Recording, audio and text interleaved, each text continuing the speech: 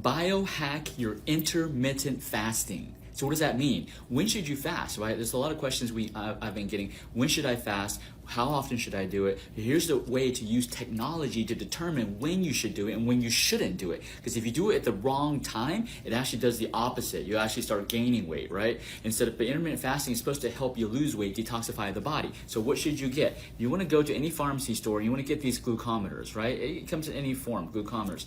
Get a lancet. Usually they come in a kit. So you can get a lancet. This basically prick your blood.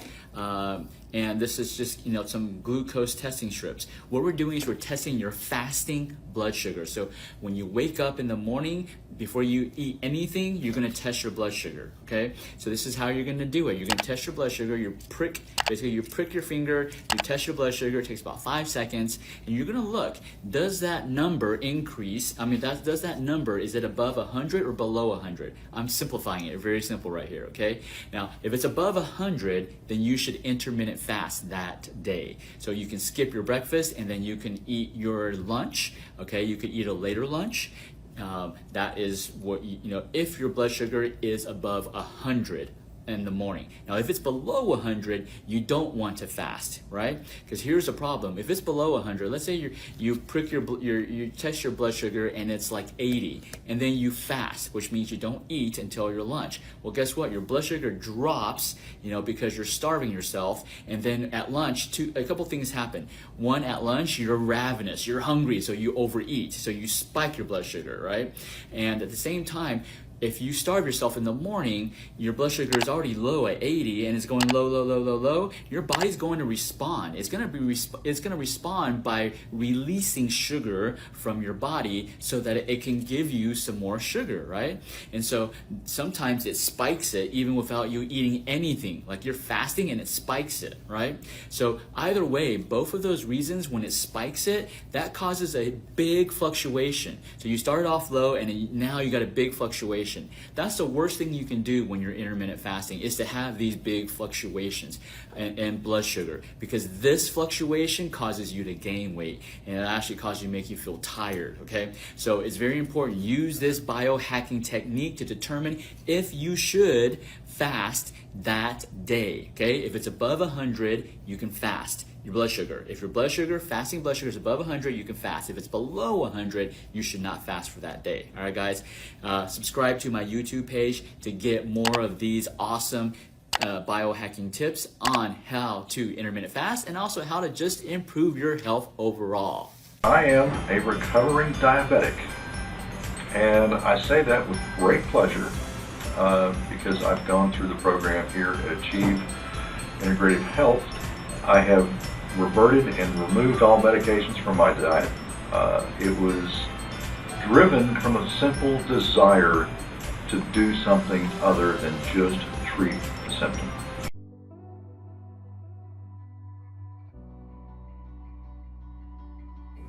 Jimmy in here, the neurology acupuncture specialist, coming to you with another daily power tips.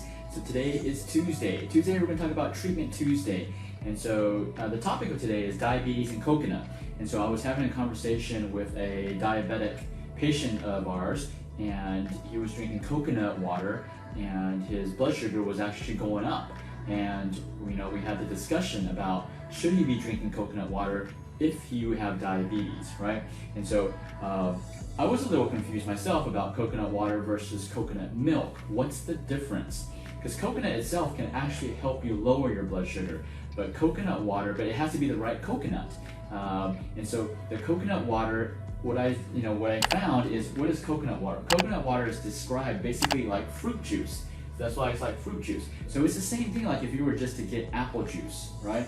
If you were to use those juice extractors and you just get the fructose, the juice, and you eliminate all the pulp, that's the juice. That juice is called fructose, which is just poison, it's sugar, right? And so that's what coconut water is. Coconut water is actually just all fructose. No wonder his blood sugar was going up. Because coconut water, if you look at it, the coconut water on the market that has the lowest sugar is 9 grams. And majority of them are like 15 grams for one container. And this guy was drinking 3 to 4 a day. That's like 40 grams of sugar a day. That's a lot of sugar. No wonder his blood sugar was starting to rise. So we made the adjustments to have him focus on coconut milk instead of coconut water. So what is coconut milk? Coconut milk is actually the white part, the fruit part, the fatty part, right? This is actually the nutritious part. And so it's a mixture of that with a little water. So it's kind of like, blending the fruit instead of juice extracting. So when you get the fruit, you get the fructose and the fiber. It's the fiber that prevents us from absorbing the fructose. That's why eating fruits can also lower your blood sugar. Not for everybody, but I would say for 90% of diabetics. So it's important when you're doing coconut, you want to do coconut milk and not coconut water. Now, coconut water does have its place. Like, for example, I'm a tennis player, and so a lot of us tennis players that compete, and it's like the 110 degrees outside on the court, we want to get some coconut water. It gives us that instant sugar boost, but also gives us some electrolytes to prevent us from cramping. And so coconut water does have its place, but not on a consistent basis, right? Because that's all sugar. And so if you want to use it to lower your blood sugar, you want to use coconut milk. You can drink coconut milk or you can cook with coconut milk, but that's what you want to do to help you lower your blood sugar. So there's a big difference between coconut water and coconut milk. Really, it shouldn't be coconut. It's deceiving when they use the word water. It's really coconut juice, okay? So any type of fruit juice is terrible for you. It's all sugar, no benefit at all, okay? And so really it's coconut juice. So stay away from that. If you're not, doing something intense exercise in the 100 degree above heat, like here in Texas, in Austin, Texas, stay away from the coconut water and focus more on coconut milk, right?